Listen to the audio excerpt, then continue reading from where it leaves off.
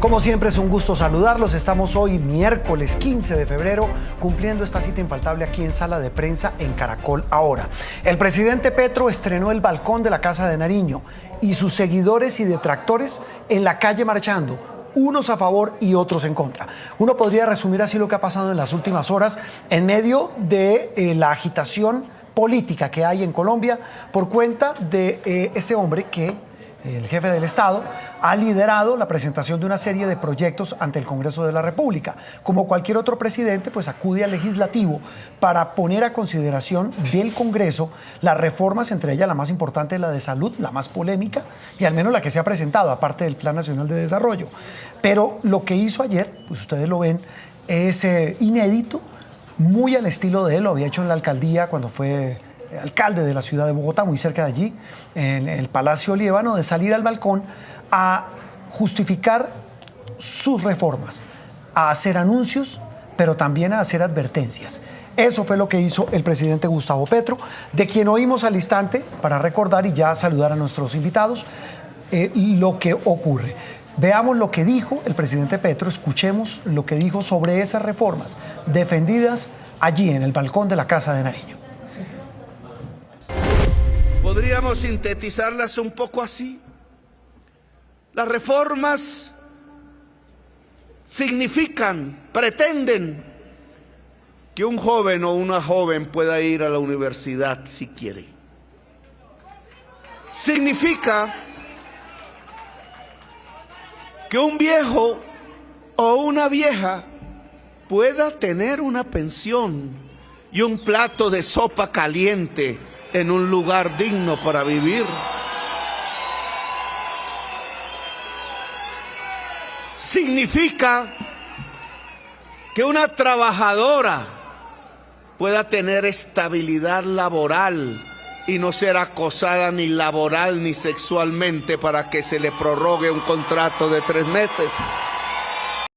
Eso fue lo que dijo el presidente en un discurso que duró hora y media. Vamos a tratar de analizar el alcance de estas palabras, pero también de lo que ha ocurrido, repito, en las calles, como lo mostramos en la edición central hace un instante, y lo mismo lo hicimos ayer, hoy con las marchas de la oposición y ayer con las marchas de quienes apoyan al presidente Gustavo Petro y sus reformas. María Margarita Zuleta, la Paca Zuleta, esa amiga de esta casa de Noticias Caracol, ella nos ha acompañado muchísimas veces, es la directora de la Escuela de Gobierno de la Universidad de los Andes. Como siempre, un gusto, Paca, saludarle y que esté con nosotros esta noche aquí en Sala de Prensa. Muchísimas gracias, Juan Roberto. Yo feliz de estar con ustedes. Bueno, en las reformas, el presidente en el balcón, su primera lectura, su primera impresión de esto que ha dicho el jefe del Estado. Pues yo creo que usted lo decía hace unos minutos. El presidente Petro ya había tenido las mismas prácticas cuando fue alcalde. Prácticas que yo creo que son muy efectivas en términos de tener el contacto con la base que apoya al presidente Petro desde que era muy joven. Y lo que él hizo fue hablarle a esa base. Fíjese esas palabras que usted puso ahora: el plato de sopa caliente, el joven que puede ir a la universidad, el viejo o la vieja que tiene derecho a la pensión.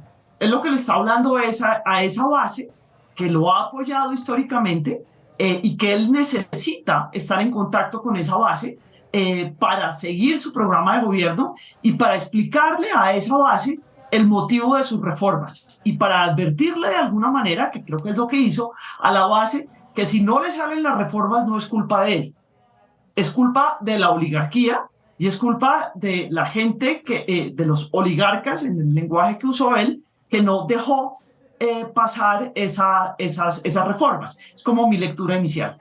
Sí, y ahí viene, usted me da pie, María Margarita, Paca, con lo que usted dice de la base, el contacto del presidente Petro con la base, porque en la siguiente, aparte de su discurso que vamos a ver y después pido su opinión, Paca, él habla precisamente de eso, de la relación del pueblo con las leyes y con las reformas que él plantea.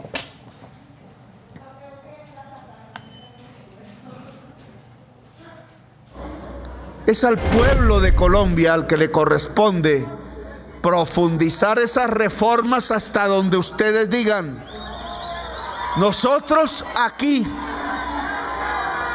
Estamos listos. Nosotros aquí estamos listos hasta donde ustedes digan, hasta donde ustedes quieran. Estamos listos hasta cuando y donde ustedes digan, Paca. Es decir, una advertencia que nos lleva a suponer que. Yo le hablaba de la democracia plebiscitaria hace unos minutos y creo que eso es lo que él nos está mostrando. Fíjese que él nunca habla de ciudadanía ni de ciudadanos, él habla de pueblo. Él es el presidente conversando con el pueblo y el pueblo dio un mandato cuando lo eligió a él. Y es una figura un poco particular la forma como él lo presenta, y es que al elegirlo a él, el pueblo dice hasta dónde quiere llegar con este cambio. De alguna manera creo que hay un desconocimiento que no es de ignorancia, es de puro cálculo político, es de puro, y además parte de su función histriónica, de decir, yo voy hasta donde ustedes lleven, yo prometí el cambio y yo hago el cambio hasta donde ustedes me lleven, y si esto no funciona, no es culpa mía, es culpa de la oligarquía y es culpa del Congreso. Y por eso es, yo voy hasta donde ustedes me digan. Ustedes votaron por el cambio, yo estoy proponiendo estas reformas, yo estoy proponiendo que con estas reformas voy a asegurar que haya educación, voy a asegurar que haya pensiones, voy a asegurar la sopa caliente para el viejo, voy a asegurar unos contratos que tengan una duración más de 3 meses, pero ustedes me dicen hasta dónde voy. Es un poco como, ustedes me llevan y yo tengo el respaldo de ustedes, que es la base que me eligió a mí como presidente. Y ahí viene, Paca, la advertencia que viene a continuación, para que usted nos dé su impresión, la última advertencia que hizo el jefe del Estado en ese mismo discurso.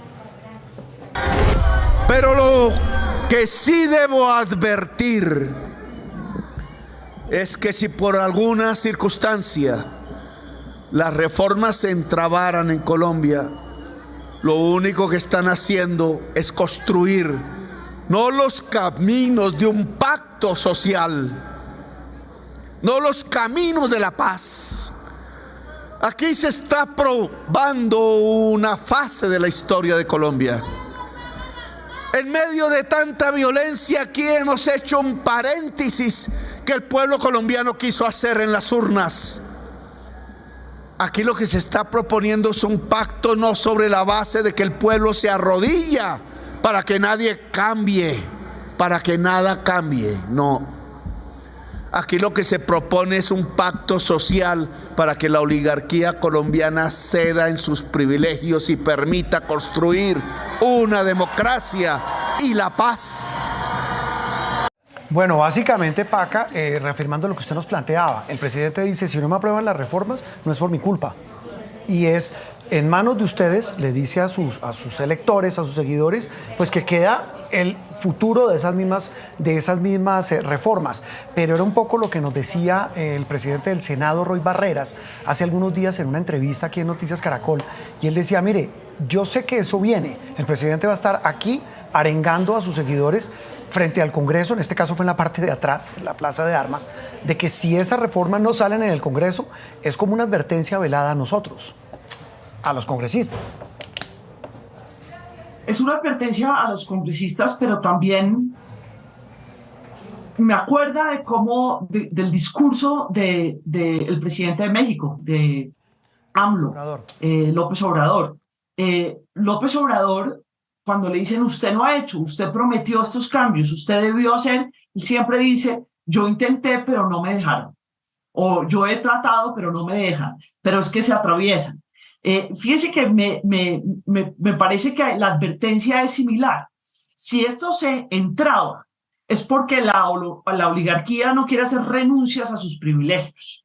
Y en ese momento está advirtiéndole a la oligarquía y le está diciendo, el pedazo que no me gusta es como, óigame, aquí hubo un proceso de paz, un voto por el cambio, y si ustedes no renuncian, entonces nos están abriendo otra vez un camino de sangre y de violencia. Esa lectura no me gustó. Lo del resto del discurso yo lo entiendo, y lo entiendo políticamente. Esa advertencia me parece que ya va más allá de lo racional. Sí, se suma esta hora aquí a Sala de Prensa Álvaro Forero. Paca, ya devuelvo con usted. Álvaro Forero Tascón es panelista de Mañanas Blue de Blue Radio, es columnista del Espectador y también analista de Noticias Caracol. Don Álvaro, hace días sin verlo, gusto que esté de nuevo con nosotros. Y estábamos, mientras usted ingresaba, aquí tertuleando con la Paca Zuleta de este tema, del discurso del presidente. Lo escuché muy atentamente esta mañana en Mañanas Blue con Néstor Morales y usted hablaba de esto, del alcance que pueden tener las palabras de un presidente en el balcón, un tema inédito, lo mencionaba la Paca, de una democracia plebiscitaria, de un presidente que le habla a sus electores, pero también de unas advertencias de las que mencionábamos hace instantes. Buenas noches, Álvaro, gusto en saludarlo. Hola, Juan Roberto, muchas gracias por invitarme. Sí, pues si usted mira realmente lo que dijo ayer el presidente Petro es lo que dijo durante la campaña, lo que ha dicho durante toda su carrera política. Él derrotó a sus adversarios, al establecimiento político, con ese discurso, con esa promesa de reformas. Y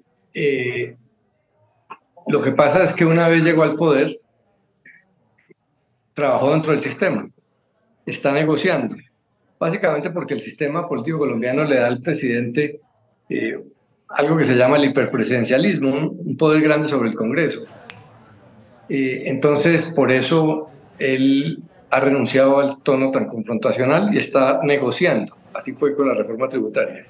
Sin embargo, lo que tiene por delante es muy difícil. Póngase a pensar que en Colombia las grandes reformas desde hace 20 años son muy difíciles de sacar adelante. Aún la reforma de desarmar a las FARC fue dificilísima, tuvo una oposición feroz. Los gobiernos anteriores, Duque y Santos, presentaron reformas a la salud, mucho menos ambiciosas que la de Petro, y no pasaron. Porque Colombia tiene una cultura política y un sistema político con una gran aversión a los cambios. Es espejo de Venezuela, ha tenido mucha influencia. Esa hegemonía uribista tuvo mucho que ver en eso. En decirle a los ciudadanos, funciona la autoridad, pero las instituciones hay que dejarlas quietas. Las reformas son peligrosas y lo que tenemos está bien. Y Petro representa pues una visión totalmente contraria y tiene el problema de cómo va a sacar esa reforma adelante en el Congreso. Entonces, por un lado está negociando y usando los poderes presidenciales, pero por el otro está usando la advertencia que la hizo desde la campaña. Si yo no logro hacer un gobierno reformista, pues, y ahí hay lo que hay que interpretar. Y el ejemplo que está dando la Paca es bueno. AMLO en México es el soberano de la política. En ese país no se mueve un papel sin que él interfiera. Tiene popularidades arriba del 60% y realmente no ha hecho cambios, porque ha dicho que no lo dejaron hacer cambios. Eso lo digo es porque ese discurso políticamente es muy rentable. Si un proyecto de izquierda que es nuevo en Colombia tiene dos opciones: o lograr grandes reformas y con eso insertarse en el sistema político y lograr apoyo popular, o si no logra esas reformas, dividir mucho a la sociedad con ese discurso antisistema, antiestablecimiento que ha sido el de la izquierda latinoamericana. Realmente Petro está tratando de insertarse en la democracia de una manera distinta porque Colombia es distinta. Colombia no es Perú, Colombia no es Ecuador, pero la verdad es que el sistema político colombiano es muy difícil de reformar. Claro. Entonces, esa es la preocupación que tiene. Y por el otro lado, ese discurso era una respuesta a las marchas de hoy. Yo creo que él calculaba que estas marchas iban a ser grandes y él no quería responder con marchas, sino con un discurso a sus bases. Sí. Porque pues es lo que le corresponde a un presidente, más que sacar gente a la calle, hacer hechos políticos que le permitan energizar su base. Recuerden que la política moderna Sí, no, es que lo interrumpo para que entremos en materia con esto, Álvaro y Paca, y televidentes de Sala de Prensa. Eso que usted menciona, ya con el hecho político de ayer, aparte del discurso en el balcón, que fueron las marchas de apoyo al presidente en varias ciudades. Que yo no creo que sea motivo de entrar a calificar, a decir si fueron unas más grandes que las otras. Pero evidentemente ayer hubo un hecho político que fue la gente en la calle apoyando a Petro, y hoy la gente que está en contra de Gustavo Petro y sus reformas. Y en uno y otro campo en una y otra marcha hubo movilización masiva. Yo no quiero entrar, repito, en el calificativo ni en comparar cuál le fue mejor. Pero hoy, por ejemplo, la Plaza de Bolívar estaba llena. Hoy estaba absolutamente llena. Pero más allá de eso, y arranco con la Paca, entrar ya en este, no debate, pero sí en este escenario también inédito un poco de marchas. Estamos a ¿qué? 6 meses de haberse posesionado el presidente Petro. Presidente, como bien dice Álvaro, Paca distinto, es de izquierda, el primer presidente de izquierda en Colombia, que tiene como bandera una cantidad de reformas enormes, pero que ayer sacó a la gente a la calle, a sus seguidores, y hoy salieron sus opositores. De aquí en adelante, en esa democracia plebiscitaria de la que usted habla, nos va a tocar acostumbrarnos a eso, que mientras en el Congreso se discute estas reformas como la de salud, la pensional, la laboral, en las calles la gente, unos a favor y otros en contra. Paca, y luego voy con Álvaro. No sé si nos toca acostumbrarnos a eso, ¿no? Toca esperar a ver qué pasa, pero es que no se nos puede olvidar que estamos en un año electoral. Y además que el presidente creó una nueva fuerza que se llama el Pacto Histórico, y que va a enfrentarse a una cantidad de gente en las elecciones de alcaldes y gobernadores y de consejos y asambleas y de ediles.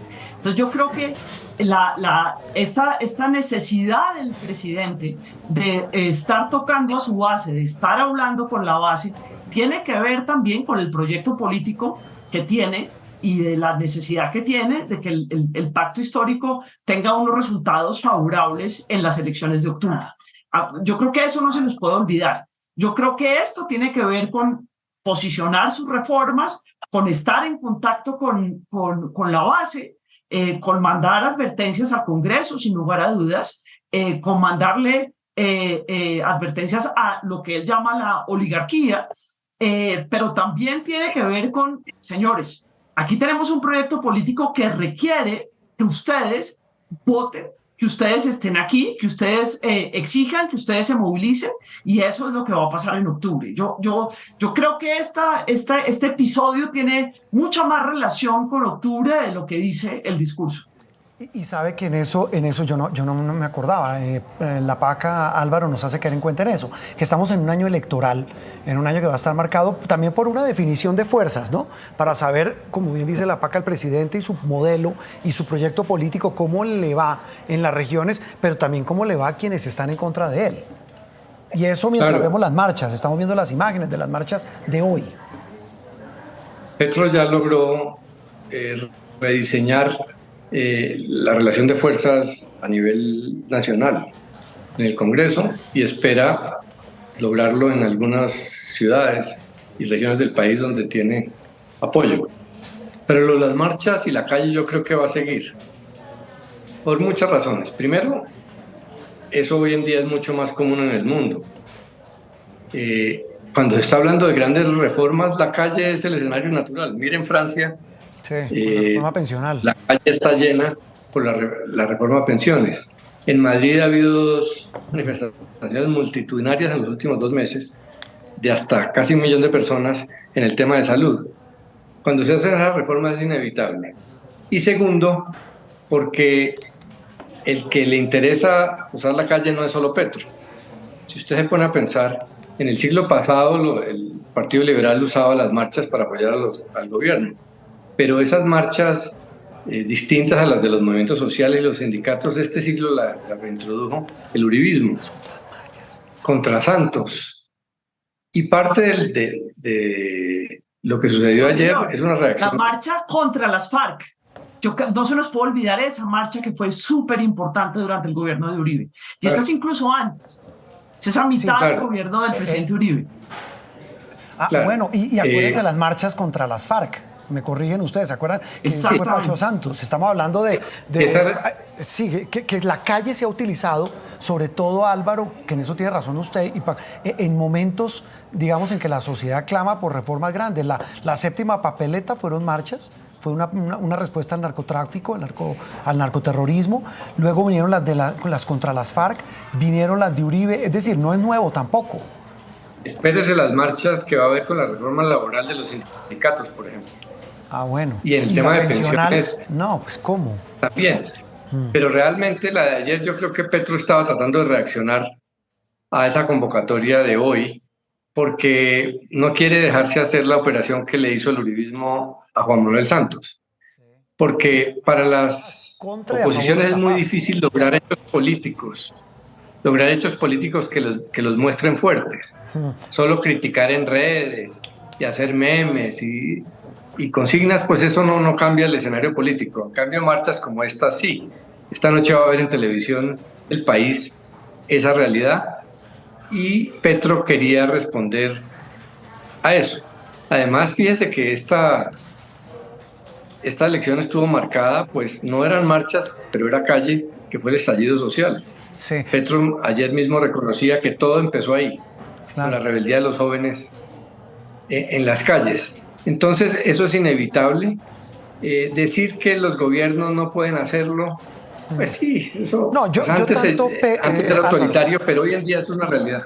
Sí, y en medio de esa realidad, y usted tiene razón, Álvaro, esto no es cuestión, repito, de calificarlo, de si puede un gobierno no opaca, pero sí, esto evidentemente nos lleva a pensar que cómo van a legislar los señores por la calle por donde están pasando estos señores que marcharon hoy y los que marcharon ayer. Los de hoy contra las reformas y contra el gobierno Petro, y los de ayer en favor de las reformas y en favor del gobierno Petro. Y no solo en el Congreso, Paca y Álvaro, al lado también cuando esas leyes, de ser aprobadas como salgan, van a ir a revisión ahí al lado, al Palacio de Justicia, a la Corte Constitucional. Paca. Y es que hay una cosa muy curiosa, y es que es apoyar la idea de una reforma. Es apoyar al presidente, no es apoyar una reforma.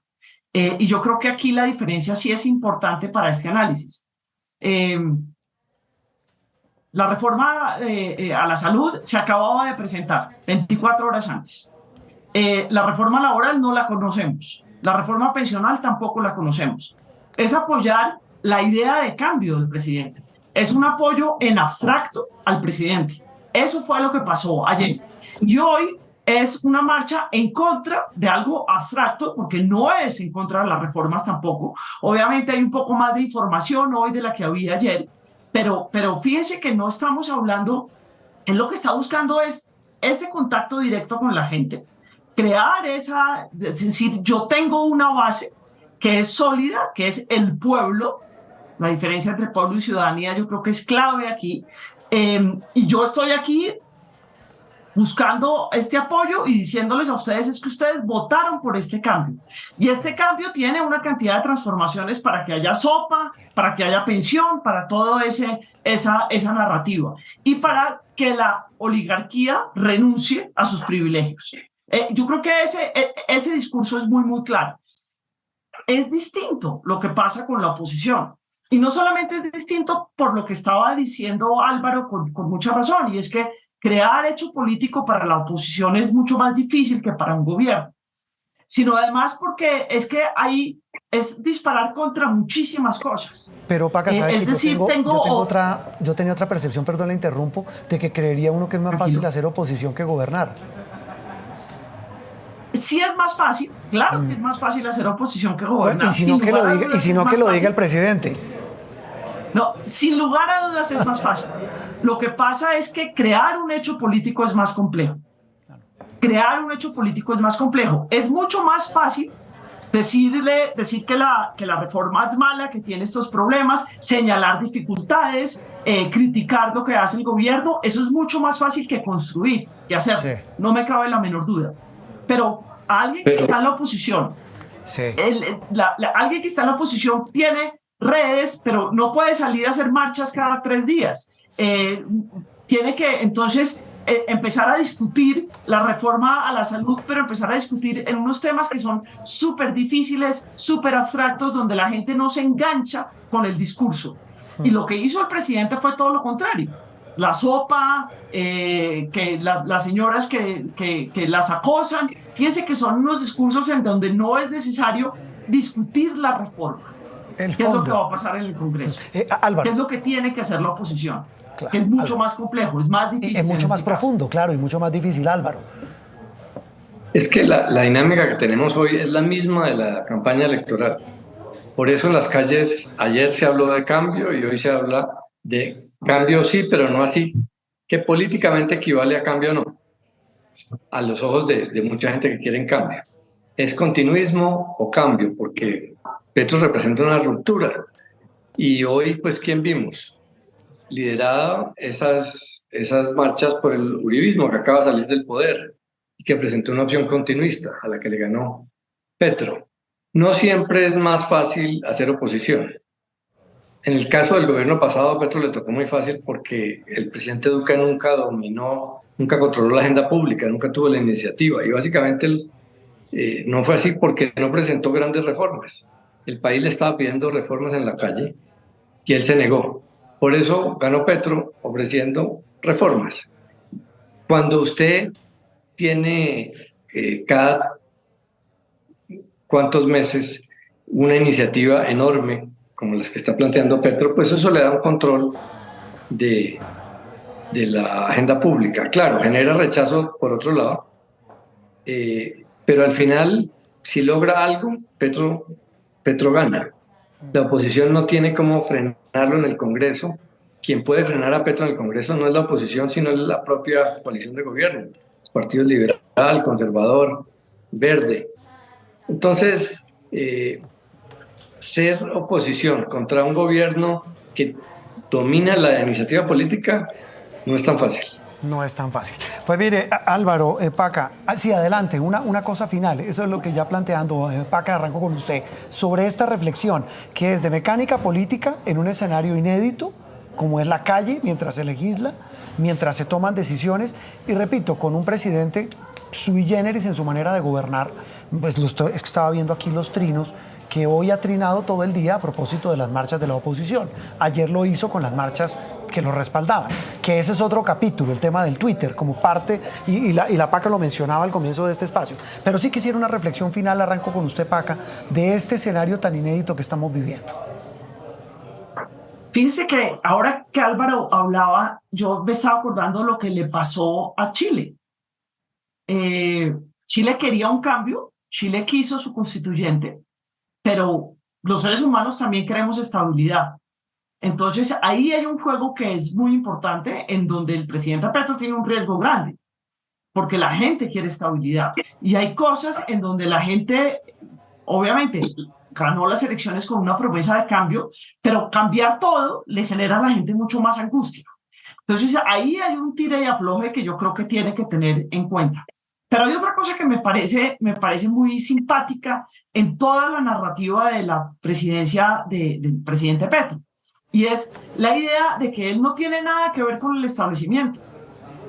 Ahorita, al comienzo Álvaro decía que ganó en contra del establecimiento, sí, pero del establecimiento económico y del establecimiento social, no del político. Él era parte del establecimiento político. Petro ha sido el establecimiento político. Claro. Petro desde hasta fue concejal siendo muy niño, él ha sido parte del establecimiento político. Y fíjense que si nosotros miramos quién es la fuerza de gobierno, obviamente está en la lista del pacto histórico, que tiene personas del establecimiento político y personas que no hacen parte del establecimiento político, pero la gran coalición de gobierno es el establecimiento político de Colombia por excelencia. Entonces ahí hay una narrativa que es muy extraña en esta discusión, y es: yo estoy en contra de todos ustedes, yo represento el cambio, estoy en contra de todos ustedes, pero los necesito a todos ustedes para hacer el cambio. Y yo creo que ahí hay dos riesgos que me parece que es importante tener en cuenta, y que yo creo que la oposición los está teniendo en cuenta. Reflexión final, Álvaro, de este tema. Eso que dice Paca es muy cierto, y claro, cada país es distinto, pero mire lo que le está pasando a Boric Claro, son fenómenos distintos, países distintos, pero arrancaron en las protestas. Fue elegido presidente, no le fue bien con el tema de la constituyente, del cambio de la constitución. Hoy no la está pasando bien, incluso ha tenido que volverse a aliar con muchos de los sectores tradicionales de la política chilena. Repito, no digo que aquí vaya a pasar lo mismo, pero estamos hablando de un fenómeno que nos abre una cantidad de puertas y nos genera muchas preguntas, como siempre, en un panorama como tan incierto. Sí, Petro está intentando el camino de Boric, que es el reformista, dentro del sistema. Si le fuera como a Boric, tiene una alternativa, que es hacerlo de AMLO, que no es sacar reformas, sino vapulear al establecimiento día y noche, dividir entre los sectores populares y el establecimiento, y con eso tener control de la política. Vamos a ver. Colombia también tiene que escoger si quiere un Boric o quiere un AMLO. Petro está intentando hacerlo como AMLO. Y Petro sí ha enfrentado al establecimiento desde siempre. Y en estas elecciones derrotó a todos los partidos del establecimiento, todos. Sí. El hecho de que haya contado con Roy Barreras y Benedetti y algunos 3 o 4 personas más que han hecho parte de otros partidos no quiere decir que sea parte del sistema. Petro ha sido antisistema y eso es lo interesante. Y ganó con una propuesta antisistema agresiva, pero está gobernando dentro del sistema. Ayer lo que dijo es, yo sigo dentro del sistema si puedo hacer reformas. Si no, vuelvo a lo anterior, a vapulear a este sistema político, a este sistema económico, acusándolo de que no permite hacer reformas. Y el gran tema de Colombia sí es ese, si se hacen reformas o no. Venimos de un periodo de 4 años donde no se hicieron reformas y lo que ganó las elecciones fue la oferta de reformas. Frenar esas reformas es delicado. La gran pregunta es si Petro realmente quiere unas reformas tan extremas o, como planteaba una columna del Espectador hace unos días, las propuestas extremas de Petro las hace porque creen ellas, pero además del dogmático, en Petro hay el pragmático. Él quiere negociar. Claro. Entonces, es muy posible que se llegue a un proyecto, a una ley de reforma de la salud muy distinta a la actual, gracias a la negociación. Es también el regateo político. Lo que pasa es que, repito, es un cambio profundo de la manera de hacer política. Paca, un gusto saludarla. Gracias por estar con nosotros. Muchas gracias, Juan Roberto. Álvaro, como siempre, muy querido. Gracias. Un abrazo. Gracias.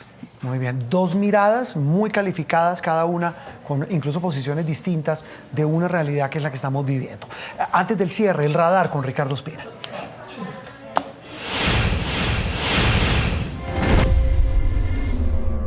Hoy entra en el radar otra de las políticas clave del gobierno del presidente Gustavo Petro, que es la paz total, que tiene una de sus principales apuestas en el proceso de negociación política con la guerrilla del ELN. Recientemente, esta semana, comenzó la segunda ronda de negociaciones, esta vez en Ciudad de México, en donde se ha intentado avanzar hacia las bases de lo que sería un cese al fuego bilateral, aunque lo que dicen los máximos cabecillas de ese grupo guerrillero como Antonio García es que no sería tan fácil llegar a ese punto, que sería más bien la llegada y no la partida de una mesa de diálogos. En todo caso, habría que esperar si se logran sentar las bases de acuerdos mínimos para avanzar hacia ese que sería el elemento para concretar una nueva situación de cese bilateral que había anunciado el presidente Petro el pasado 31 de diciembre, casi a la medianoche, y que en teoría se ha concretado en 4 casos de grupos armados al margen de la ley, no con el ELN.